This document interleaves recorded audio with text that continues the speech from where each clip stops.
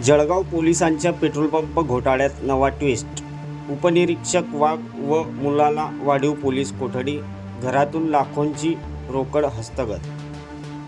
जळगाव शहरातील पोलिसांच्या मालकीच्या दक्षता पेट्रोल पंप अपहार प्रकरणातील आरोपी पोलीस उपनिरीक्षकाच्या घरातून 12,73,000ची रोकड पोलिसांनी जप्त केली आहे.